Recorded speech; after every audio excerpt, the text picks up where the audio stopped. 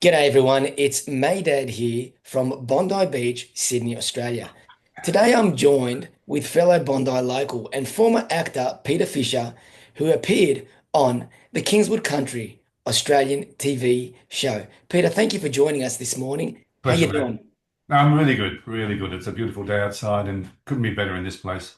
I live in Tamarama, which is next to Bondi, so it's just paradise. Amazing.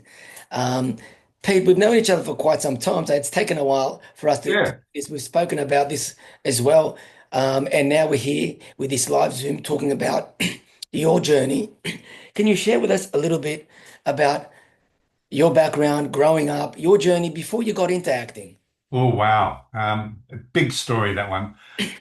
I was born in the Blue Mountains, mate, and back in the mid 50s. So I'm showing my age now. And not a, we went through a struggling time as a family. I had three sisters, and dad was a butcher. Mum was in and out of work. And especially, I remember the recession in 1960 where dad was out of work, and that was hideous time. He was looking for work. So we were pretty poor living in Wentworth Falls in the Blue Mountains. And my mum was ill. In fact, she was back then, if you had a diagnosed her with today's medicine, you would have said, yeah, she was bipolar. So she was heavily depressed and she was on meds. And in 64, she took her own life. And that's when the family absolutely disintegrated. So my dad, within about 2 or 3 months, he disappeared for about a month, then came back and took my younger sister and me to start a new life. My older sisters didn't want to know about him. He was an alcoholic. And they went to live with one went to live with an aunt in the mountains. The other one was already working in the city. So we started a new life on the Central Coast with my dad, and that was again an uncertain time. However, through all the uncertainty, there was always, because you're a kid, you're not overly preoccupied with what's going to happen next. You just live with what you got right now and make do with it and just get on with it. And school was one thing I just got on with. I was always good at school, and I used to just bury myself into school. Maybe that was a distraction. I don't know. Anyway, he remarried after about a year, and so I had a stepmother. I mean, what more could you ask for? So I had a stepmother, and she had two sons of her own, and my younger sister and I and my dad, we were living with her and the two sons in this house in the entrance, and he he and she split up now and again. They'd split up, come back together, split up, come back together. So it was a pretty sort of tumultuous relationship, that one, really weird. She was aggressive. She loathed me, jealous of me because I was always doing well at school. And anyway, my dad died of a heart attack and in 65, 66. And so there was a choice to be made whether we stayed with her or whether we go, I don't know where. And so I decided, my younger sister decided we'd stay with her, and for about a year. And that was the probably one of the hardest years of my life because she treated me really badly. She underfed me, and after about 9 months of that, I ran away. I literally got up and walked out. So again, it's about choices you make and just having confidence in the choices you make in life sometimes. And I just made that choice to get out of there. And not knowing where I was going to go. Well, when I knew where I was going to go in terms of I was going to go just to an aunt in the Blue Mountains, but I had no idea what would happen next. And it wasn't really a preoccupation of mine. It was like I was right here and now making those choices. And so yeah, ended up going to the Blue Mountains and for about a month lived with our aunt. And then my eldest sister in Sydney got in touch with Legacy, and this is why Legacy is so important, and this is why I really believe in what Legacy do in terms of looking after the wives and children and or partners and children of ex-servicemen. She got onto them and found that there was they could care for me and literally care for me until someone would either foster me or something would happen. So I moved to Sydney to a halfway house in Strathfield, which was unbelievably brilliant. Only 8 kids there, big house run by the most wonderful woman who was an eccentric.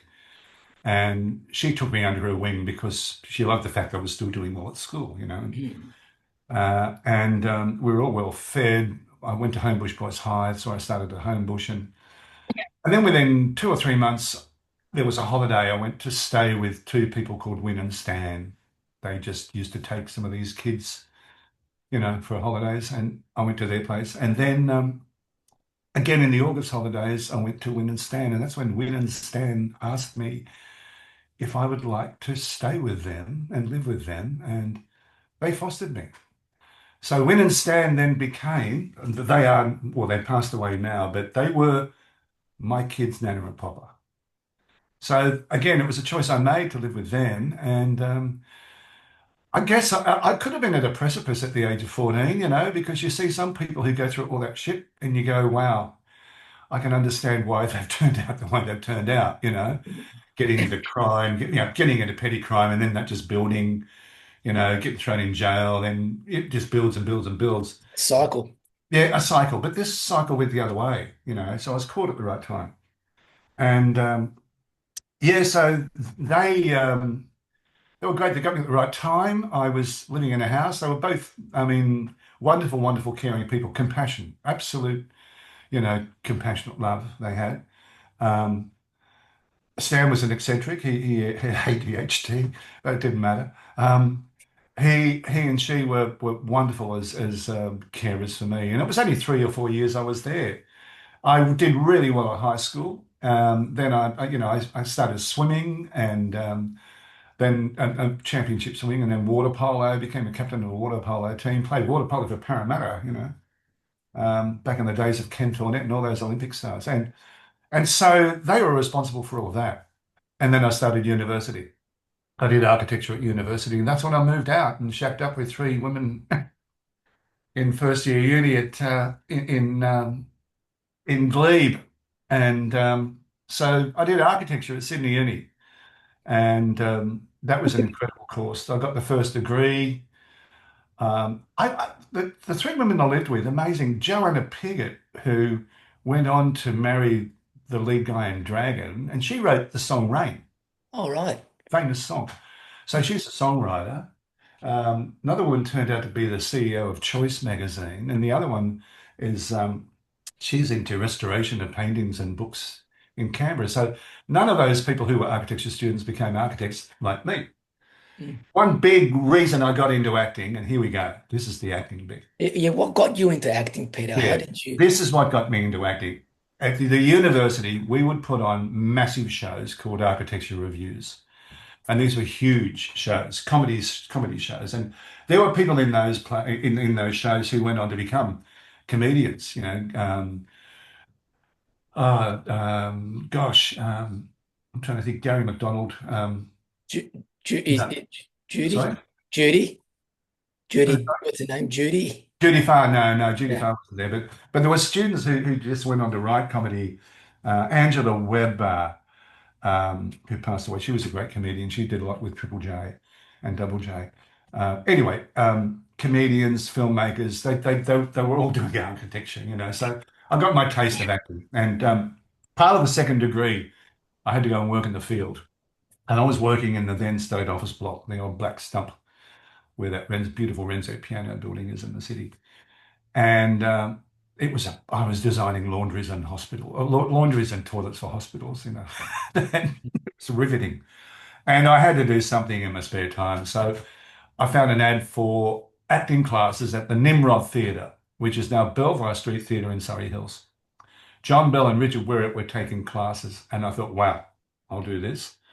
I'm sure everyone's heard of the Bell Shakespeare Company, and certainly Richard Wherrett, who started the Sydney Theatre Company. So they were both there at Nimrod. So I auditioned and got into the classes. And so I would leave the state office block around about lunchtime down the fire exit, as a public servant, joining a lot of other public servants who were leaving, leaving the same job the same way. Doing So, something creative for the day. yeah. So anyway, long story short, within about 3 months, Richard Wherrett pulled me aside and said, hey, John Bell has a play, and there's a role in that might suit you. He wants to see you. So I met him and I auditioned and I got the role. And that was again a choice I had to make. One of those choices you make in life. And do I stay with architecture or do what I love doing, just go with the passion, even though I had no idea what the future would hold. I just knew right now this is what I felt because I'm very much into the here and now. So yeah, I went for theatre, so I chose to do the play. And yeah, that was an interesting experience because I played my very first professional play, my first professional role. I was playing a closet gay rugby league star based on Russell Fairfax. And whether Russell was gay or not didn't matter. In love with a drag queen, and I burst on stage and slapped a drag queen around the face. And my first line is, "You fucking lying queen." So that was my introduction to acting In the 80s, in the 70s. in the 70s. In the 70s, mate. This is 75. Just could you And imagine then I if you went on did to do that more now? plays with the Nimrod, and then I went on to do more a bit more theatre, a little bit of television, and suddenly Kingswood Country in 79. I auditioned for that and got that role. And that was 5 years of Kingswood Country. Tell Um, me, what was it like working with the great Ross Higgins? Look, Ross was amazing. He was a very famous voiceover artist. So he was Louis the Fly, you know, like Louis Louis, the Fly, and yeah. all these famous voices, and so he was impeccable in the way that he would get his mouth around the words. But when it came to acting, he was always acting from about here up because he didn't know what to do with his body, and so that became the character. You know, the king, you're taking the king, all that sort of stuff was going on, you know. Oh, bloody Kingswood. And so he was a lot of fun to work with. The poor bugger, they'd stir the crap out of him by giving really difficult words to say. And the writers, you know, the writers and producers, they adored him though because he was crazy. But he was a wonderful guy to work with. There was some pretty mad stuff going on um, all the time. It was live audience. We Mm. recorded in front of a live audience twice. We do the first show on a Saturday afternoon as a backup, and then we'd record the big one, you know, and there'd be 400 people in that audience each time. And you just keep going until like forgot your words, and then they can't, you know, hold it, and then you'd pick it up and move on. And if they couldn't pick it up, you go back to the beginning of the scene. And the directors and the producers would hate that. So there was this tension of having to get it right, you know, um, and stress of getting it right. And you get it done on a Saturday night. You'd finish, go have a few beers, and then on Monday you get the next script for next week. And by Thursday, Friday, you're actually we're doing the production rehearsals, and then suddenly on Saturday we're doing a gig again. So it's learning those words. So for Ross to learn that much dialogue in that short period of time is amazing. And I learned that experience too when I did My Two Wives, the last gig I did in the 90s. I had a co-lead role in that, and again learning that sort of dialogue in a sitcom, getting a new script every Monday and having it in here by the Saturday was insanely difficult and stressful. It's quite a skill, isn't it? And Yeah, and it yeah, sounds very intense. yeah. Now, There were some pretty amazing guests we had on the show. Um, Incredible people, Graham Blundell, Bruce Spence, but the most famous one would have been Graham Kennedy. Graham Kennedy. Yeah. Kennedy did one, and he played himself. Fell, Judy Farr's character, won a women's weekly competition where the prize was having Graham Kennedy come round to your place to have dinner with you. Yeah, I actually saw that one. Yeah, I and saw that's that. the meatloaf one where she cooks a meatloaf and then stupid old Ted mixes it up with the dog food and Graham ends up eating dog food. And And there's a scene in that where he takes a mouthful of the dog food and for 5 minutes is looking for a place to throw up around the set. And the cameras just roll. They just went with him. The director said, we're just going to go with him wherever he goes. And he'd be looking at the pillows and then be going, you know, and it was hysterical. The longest laugh in sitcom history in Australia, I reckon. It went on for 5 or 6 minutes. So they had to do a big edit of that episode. And I think I was edited out of the whole episode because there's just no room for me to be in it. But I saw Kennedy, that one, and Ted was getting so jealous and yeah, uptight. Bloody yeah, hell. yeah, What's he doing? yeah. You know, Um, Lex Marinos was amazing to work with. God bless him. He's passed away too.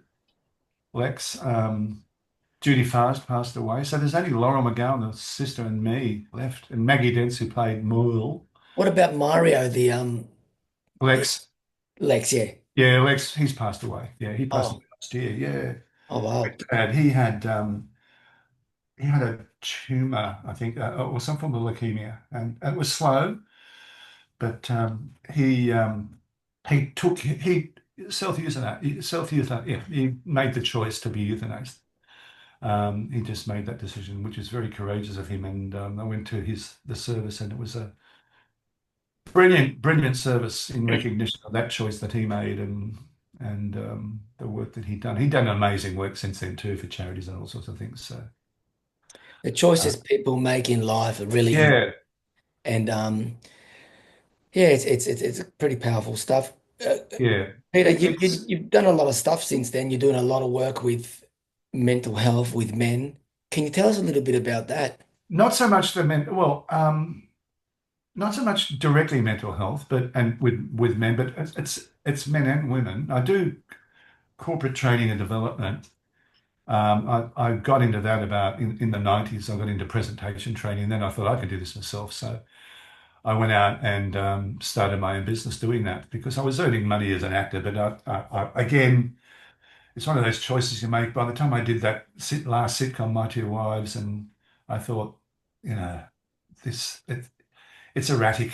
You're not getting it's not a solid income. And I just thought there's got to be something I can do. And on the side, I was doing presentation training. Then I thought I'm going to give this a bash myself. And and there's a story to that too in terms of choices, in terms of, and this is something really powerful for anyone watching, in terms of being able to set a goal, see it, and feel it, and know you're going to achieve this. I said to my agent at that time in 96, 95 it was, uh, and this is before I bought a house. Right, I was living in North Bondi, renting two kids, driving cabs part time as well. And I said to my agent, I'm going to go out and start my own corporate training business. I don't want to work for 6 months. I don't want any acting work. I've got to give this a go. There's no point having one foot on one side of the fence and one on the other because I'll always come back to what I know rather than stay out of my comfort zone and stay out of that area, keep going and going and going. And I could see myself. I'd be in the backyard seeing jets flying over and think, I'm going to be on those going somewhere to do this shit. I'd be driving over the Sydney Harbour Bridge. I'd be looking at AMP and Westpac and MLC and go, I'm going to be in there one day doing this shit. And so he said, okay, right, no work for 6 months. And I had a call from him after about 2 weeks. He said, I've got a job for you. I said, I thought you said no jobs. He said, no, no, no. This is just a training film. Okay. You'll sit in front of a camera like this, you're going to read auto cue, and it's for Telstra. Just one of those corporate training films. I said, okay, I'll do that. For whatever it was, good money. So I turn up, just me on this set in Chatswood with all these Telstra corporate people around, human resources people. And I'm reading this audio cue about the team leader development program at Telstra, and they're going to train up all these people in presence and presentation training. And then I'm going, oh, okay. And so I had the conversation with these people, HR people, and I talk about what I do. I haven't done it yet. But because it was there in the front of my mind, I could see myself doing it. It was always there in the conversation. You always have to keep that sort of shit in the conversation to activate it. You know what I'm saying? Within a week, I had a call from the head of HR at Telstra, who was in Sydney, said I wanted to meet you. I met her for 15 minutes at 9 o'clock at night. I remember buying her a scotch because she was at a conference. And she said, look, I love this idea of theatre-based learning and injecting it into our training. So we'll put you on a retainer. What do you want? 2 days a week or 3? I said, well, two to start off with because I've got kids. We'll fly you down to Melbourne. We'll put you up. You're going to factor all this stuff into the training. I said, great. She said, what do you charge? I said, well, I'll get back to you. I had no idea what to charge. So bang, that was it. A choice I made. And within 6 8 weeks, I was down there and I was starting to create training programs for Telstra on presentations and stuff. And also, so we're getting paid for those days. Then started doing training sessions within Telstra itself. And so within a year, I had a deposit for a place in Tamarama. Amazing. you know, um, in that same year, my partner Trudy was diagnosed with breast cancer. She's fine now. So that happened. And I became a proprietary limited in that same 3 week period. We bought a place. She got breast cancer, PTY LTD. all that 1 month, and that was absolutely mad month. But again, pushed through it. She's brilliant now too. Learned so much from her. Um, she's into Buddhism in a big way too, so that's something. I could talk about that for months too. Anyway, now when it comes to the other work I do, that stuff just sprang off into me doing work with other clients, and then a lot at the Australian Graduate School of Management. And that's when I started doing programs of emotional intelligence. That's a great book, by the way. Have you read it? Yeah, Daniel Goleman's book. Yeah, and that's Yeah. what sprung me into it. And I was really taken by that because I mean, there's one thing to talk about using everything an actor has to talk about presence and how you can bring that into a room. But when it comes to emotional intelligence, that's something else. You can't just pick up Daniel Goleman's book and go, "Oh, I've got it now. I understand emotional intelligence." It's got to be experiential. You've got to be introduced to some techniques to grow and take into your personal life to change. Right? And embody that, not be triggered. Yeah, and so I would really be focusing a lot on behaviors under stress and under pressure with people, women and men. Like what happens to you when the shit hits the fan? Anytime, but I would keep it at work. But the learning would be you take this into life as well, private life. What happens to you when you're stressed? What happens to you when there's a lot at stake, you know? And quite often it's whatever your strength is in terms of a personality type that gets overplayed. So my strength is I'm a passionate person, right? And that would turn into me being controlling and aggressive when I'm stressed and out of the comfort zone. So I've got to know when that happens. I've got to know what those triggers are and how to avoid them, you know. Then there might be, I might have a strength that I'm a very honest person, and that strength overplayed might turn into me being very blunt, not very diplomatic, There might be another strength, might be I'm a very detailed person, and that might end up being I'm anal, cross all the T's, dot all the I's, become boring. Or it might be I'm a very loyal person, I become stuck, reluctant to change. So they're the behavioral things I started to look at in terms of, in the corporate world. And leaders needed to look at that and they take that into their private lives. To explore that, I use clowning. Clowning. Clowning. In those workshops, in these buildings in the city where we do the corporate training, I would get people dressed as a clown. So, Maydad, you would dress as a clown. You'd identify your clown and you'd say, okay, I live this behavior 24/7. I wake up as a control freak and I go to bed as a control freak. I eat as a control freak. My name is motherfucker, and I'm going to be aggressive all day. And let's see that behavior, and let's see how you speak and what your body language is. And because you've got this clown, and dress it as a clown, big red nose and big red, whatever it might be. Or it might be I'm a withdrawn clown, so I just put a cloak over my head and just sit like this all the time. And you chuck those clowns together in a improv workshop situation. Within seconds, the buttons are pushed and out pops the behavior. And I video it. And we play it back. They go, oh shit, is that what I do? And if it's an intact team doing it where people know you, they say, hey, no, Dad, you think that's exaggerated. That's how you do come across sometimes. And so it's a huge learning in terms of understanding how other people experience you and when you're under pressure. So You know, that's very powerful. something, sorry, Peter, to interject. When COVID hit us, one Yeah, of the main things I wanted to do was videotape myself because the gym was closed for a little while. We had shut down, lockdown. yeah, And so I wanted to practice my ability to communicate. And I recorded tutorials about boxing and about different things to share with my audience, to share with my pupils and my students, and just to improve my ability to share my message in educating certain skills within boxing. At yeah, the same time, I was actually working on myself, and I still am. Every time I record myself, it yeah. allows me to look back in the way I projected myself and how I communicated. And my behavior comes out at certain spots different than other spots. And I'm able to, I think, be mindful of it when I've watched it and be better and grow from it. And I think that's such a great thing Really powerful. having the camera. Yeah, that's a really powerful lesson, mate. There's something there about um, that ability to experience how other people experience you And to video yourself doing that is really powerful. I recommend that with people who have to constantly work virtually, or just people who are now on their feet, like delivering not just presentations, motivational talks to their teams, and understanding a bit more about their presence, what they do with their physicality and voice. But the big thing, and this is the other thing I do in terms of mental, um, that is managing nervous energy. Those people who really suffer from imposter syndrome or just become overwhelmed with the inner critic, that inner critic that just Internal really, dialogue. yeah. And so how to really manage that inner dialogue and how to, well, in two ways. One, being able to just be able to turn that off because, we know that the only thing you have to fear is fear itself. We know that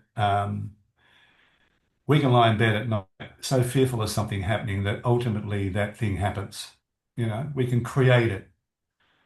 And we know that because we can see it. We're so good at what am I trying to say here? I'm so good at being able to I'm so Mask. fearful. I'm so fearful of looking like a fool. I try really hard with people not to look like a fool. I end up looking like a fool Mm. because I'm working so hard not being myself. So I look like a fool. So it becomes a self-fulfilling process. And it's so vanquishes to the spirit, isn't it? Yeah. And you don't realize it until No. you know. Yeah. And so therefore the opposite's true. If you can create the negative from a negative thought, that inner critic, that negative critic, right? That negative thought, then the positive can turn into something positive. That's what I mean about some of the choices we make in life. Sometimes we don't know why we make them. Other times we have it in our conversation in such a positive.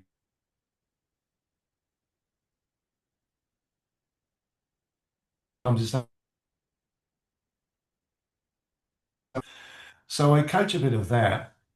Um, but the other quick one for people who just get a bit nervous before they go into a room, this is something for you, and that's related to a TED talk that a woman called Amy Cuddy does, Amy Cuddy, Amy Cuddy, and she talks about when you're self-conscious or nervous, your body floods with cortisol. Mm, You'd know this, people who get really yes. nervous when they're boxing. And all that all the good stuff you have when you're comfortable with your body and your voice with people shuts down. Because you're in a So flight or fight mode. fight or flight mode, and so your voice becomes meeker or too loud, or you're just not connecting with the world. Um, so she has a technique which is just what she calls the pump up, but I take it into a next step. I take it into a haka.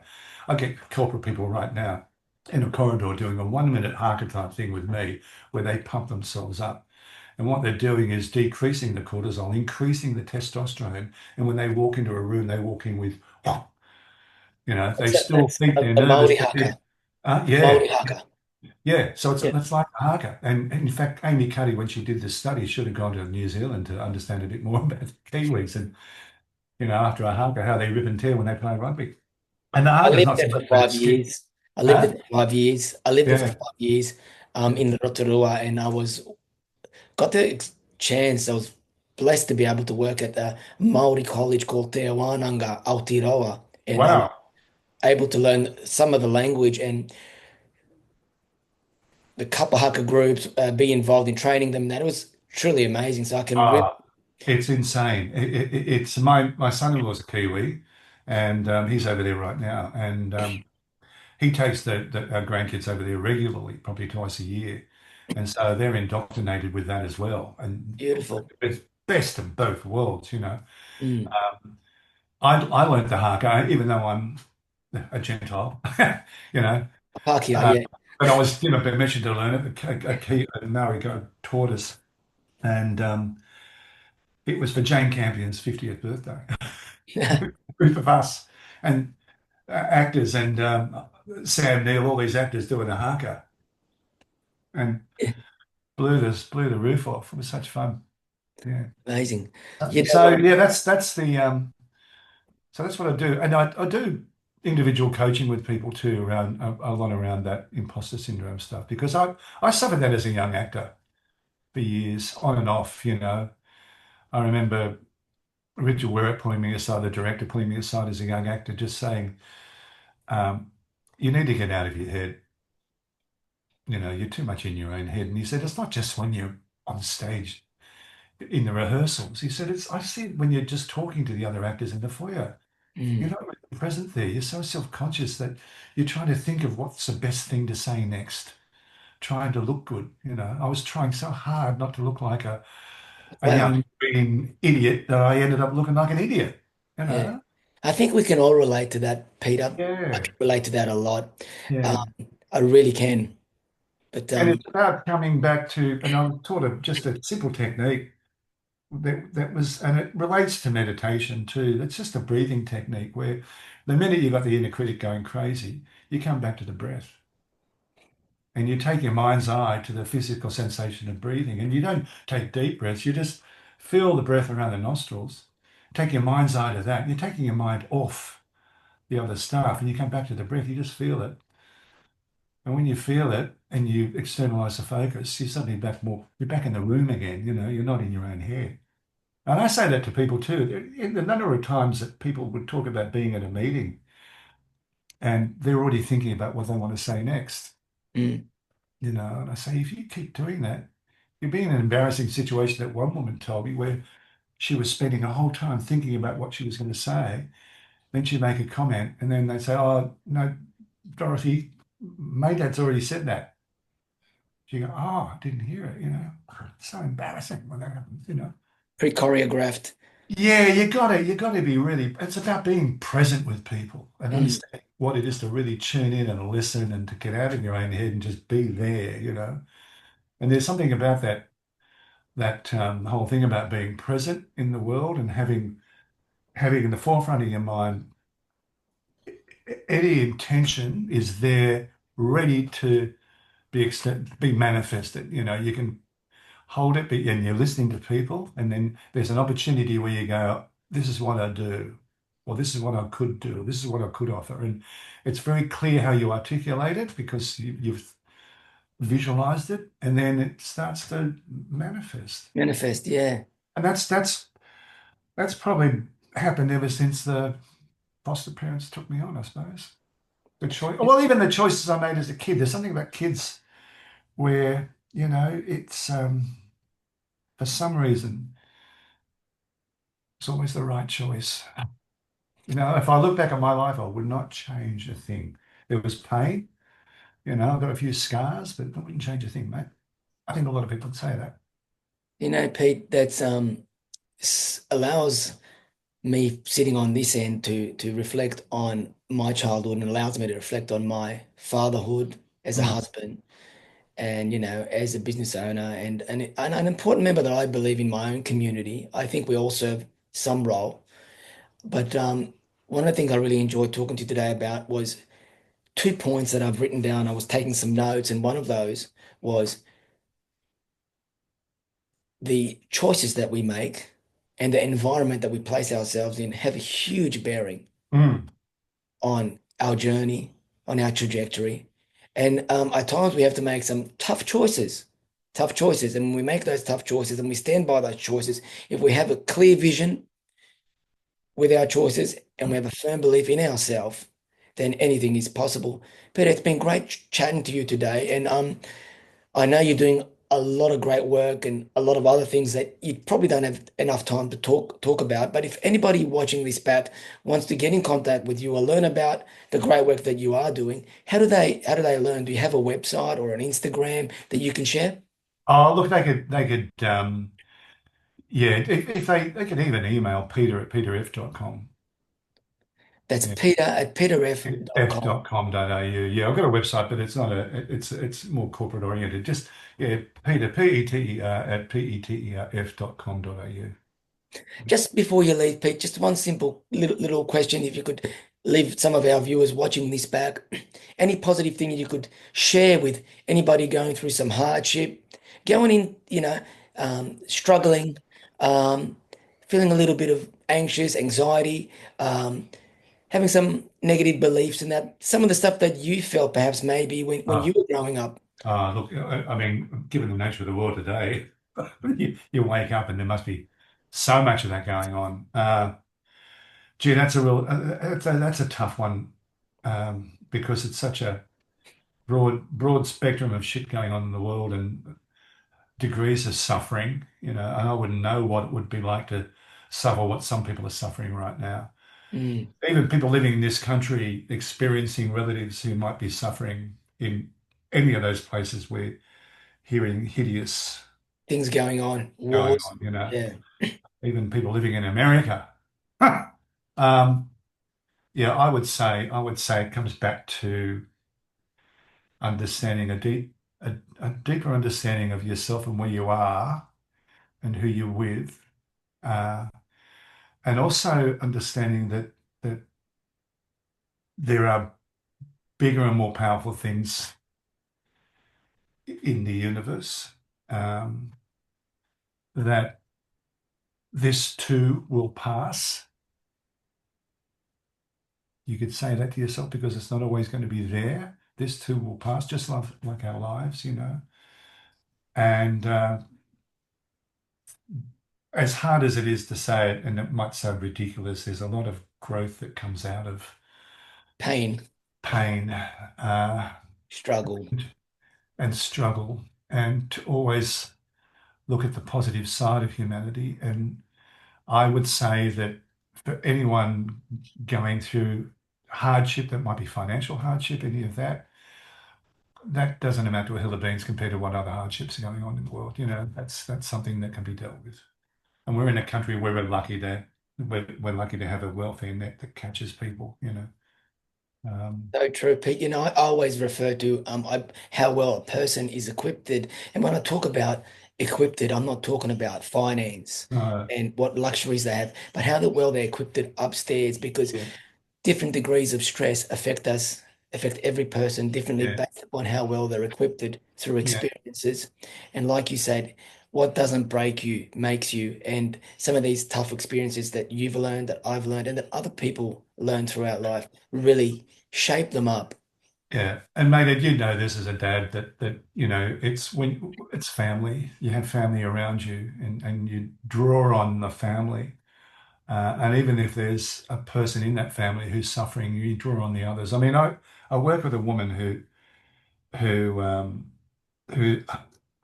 she was married to I'm not going to say who she is, but she was married to a famous musician who died, and she had a son to that musician when she was 40, and that son at the age of 4 developed brain cancer, and she's got a mother who passed away last year, and a father who had the last rites read 6 months ago, and he's still alive, and her son is brilliant now. He's 14, but it's an unstable sort of situation. But she is incredibly dynamic the way she just eats life up and bounces into the room with me to do the job. The show must go on, and she's incredibly resilient, and she's learned that from being in a Catholic family, and struggling with that family.